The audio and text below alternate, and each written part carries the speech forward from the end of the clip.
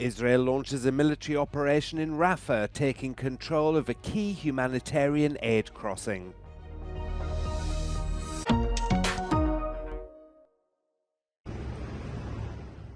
Israel has launched a military operation in Rafa, taking operational control of the Gaza side of the border crossing that's a major route for humanitarian aid.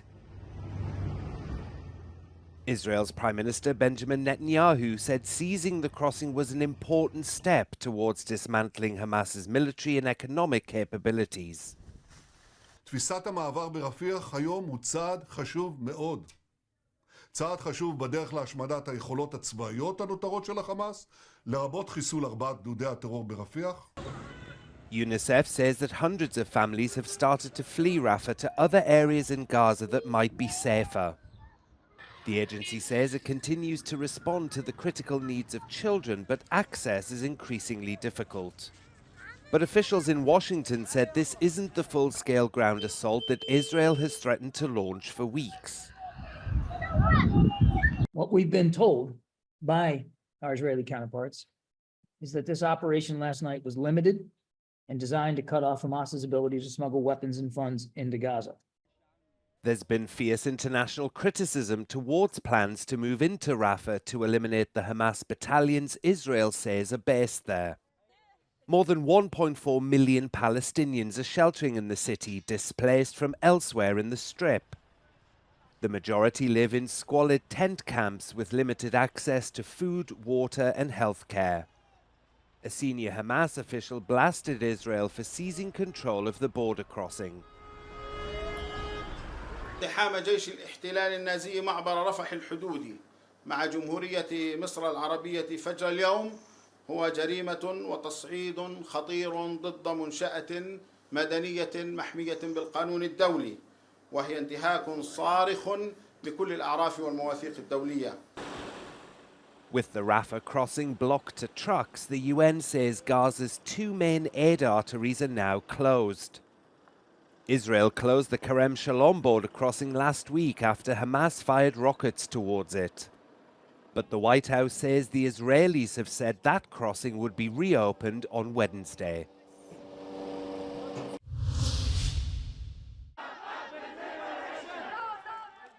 Pro-Palestinian university protests in Europe have intensified following an Israeli ground assault of Rafah, despite Hamas accepting a ceasefire proposal. Hundreds of pro-Palestinian protesters occupied a courtyard at Berlin's Freie Universität in Germany. Police could be seen carrying struggling protesters away.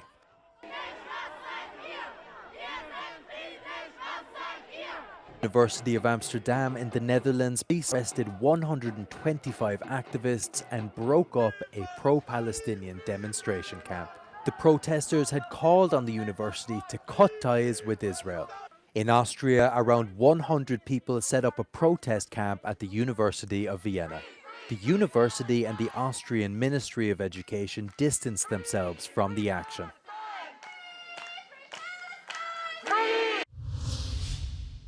Of the situation in Belgium. Palestinian Foreign Minister says there's no prospect of a ceasefire following Israel's rejection of a deal. Talking to Euronews, he said Israel's Prime Minister wants to extend the war. Israel never gave us any impression that they are looking for a ceasefire. To the contrary, Netanyahu wants to prolong the war. Netanyahu wants to extend the war. He was surprised, as much as all the Israeli leadership were surprised, when Hamas accepted that deal. And that exposed them very much. Do you think there's any hope that that could be resuscitated, that ceasefire negotiation, or is it finished for now? I don't think that, there is any possibility for, cessation or a ceasefire.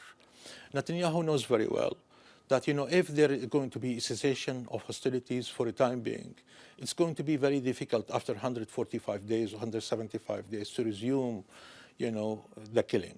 Because, during that period, Americans and many others would intervene in order really to make what is really temporary, to make it permanent.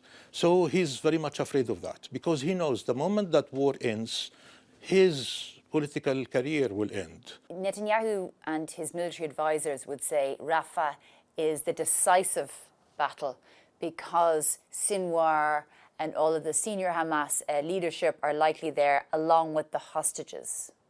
Let us assume that they are correct. Let us assume that they are correct. And they will go for Rafah. What they will do? They are going to destroy Rafah. They killed 20, 30,000, 40,000 of Palestinians, mostly children and women. And then they will discover that Sinwar is still alive. And they couldn't really find any of their hostages. What they will do? The fact that he put conditions that they are unachievable in military terms, then it's very clear that he's not really looking for a solution. He wants to drag us into a regional war, and he wants to drag the Americans into that war. And that's why President Biden was so serious in order to convince Netanyahu not to enter into Rafah. Just before I let you go, though, just I suppose from a European perspective, do you think there is any movement on, let's say, for example, recognizing Palestine as a state? There is a movement led by Spain, with a small number of countries, including Ireland, Slovenia, probably also Norway. Such countries will recognize, these 3 or 4 countries will recognize the state of Palestine, and I expect them to do so, in the next couple of days. With some European countries. Vladimir Putin began his 5th term as Russian president at the Kremlin. Since he succeeded President Boris Yeltsin in 1999, Putin transformed Russia from a country emerging from economic collapse to a pariah state threatening global security.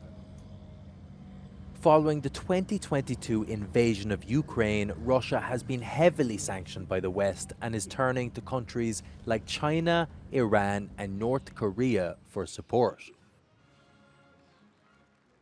Since the war in Ukraine began, Russia has become increasingly ostracized from the European Union, with one top EU official saying boycotting the inauguration was the right thing to do.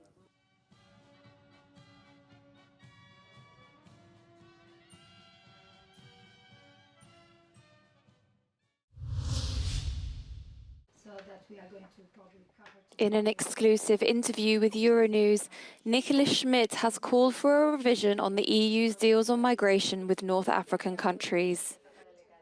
Schmidt is the European Commissioner for Jobs and Social Rights and Spitzenkandidat for the Socialists and Democrats group. We are spending now huge amounts of money, giving this money to different regimes or governments, like the Tunisian government. We know that the authorities there are really treating very badly the refugees. We have still the problem in Libya, where there is no real, well, there is a government, there are even 2 governments.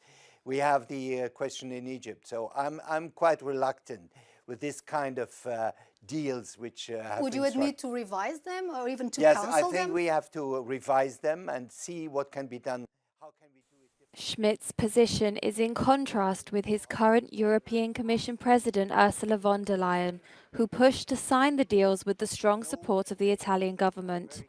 He also criticised von der Leyen's potential collaboration with the ultra-conservative ECR group, claiming all far-right parties should be kept out of the next majority. Because I noticed that with EPP, they make some very special distinction between extreme right and extreme right, the decent extreme right and the pariah extreme right. Well, when I look at the so-called decent extreme right, who are these people? They are Vox, they are Franco admirers, they are Mussolini admirers, they are PiS party who was about to abolish the rule of law in Poland and was sanctioned by the Commission. So where is the decent extreme right? There is none. There is none. And that's why there is no way to have any arrangement. The full interview will be broadcast in the magazine Global Conversation on Euronews next week.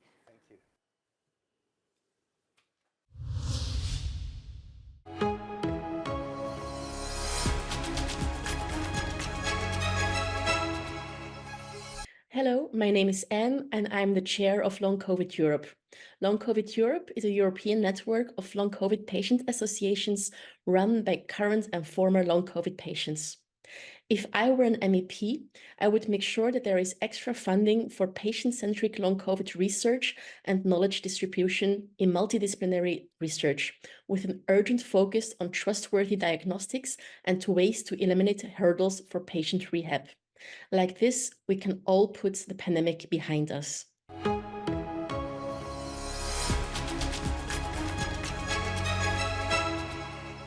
Η προτεραιότητα για μένα είναι η υγεία. Η υγεία είναι ο χώρος ο οποίος γνωρίζω πολύ καλά και οι πολιτικές υγείας είναι αυτές οι οποίες θα δώσουν στην πατρίδα μας τη θέση την οποία της αξίζει, ώστε οι Έλληνες να απολαμβάνουν αυτό το αγαθό, γιατί για μένα η υγεία είναι αγαθό και ακριβώς αυτός ο δημόσιος χαρακτήρας θα πρέπει να στηριχθεί.